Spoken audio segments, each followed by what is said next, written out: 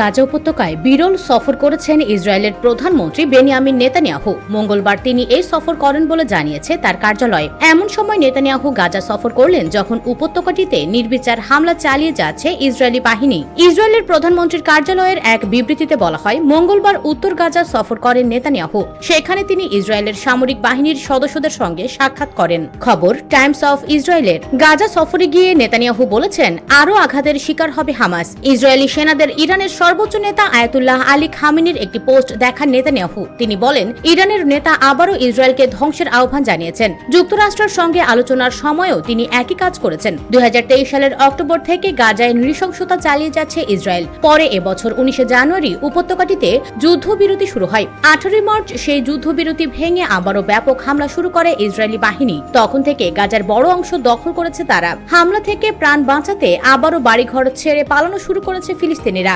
Netanyahu সহ ইসরায়েলের শীর্ষ কর্মকর্তাদের ভাষ্য, একমাত্র সামরিক চাপ দিয়েই হামাসের হাতে বন্দী জিম্মিদের ফিরিয়ে আনা সম্ভব। গত 27 ফেব্রুয়ারি দেওয়া ইসরায়েল সরকারের হিসাবে 251 জিম্মির মধ্যে গাজায় এখনো 58 জন রয়েছেন। তাদের মধ্যে মাত্র 24 জন জীবিত আছেন বলে ধারণা করা হচ্ছে। গাজার স্বাস্থ্য মন্ত্রণালয়ের হিসাবে 18 মাসের বেশি সময় ধরে চলা ইসরায়েলি হামলায় উপত্যকাটিতে অন্তত 51,000 ফিলিস্তিনির মৃত্যু হয়েছে। তাদের মধ্যে বেশিরভাগই নারী ও শিশু। এছাড়া আহত হয়েছেন 1,16,343 জন। বহু মানুষ এখনো নিখোঁজ রয়েছেন।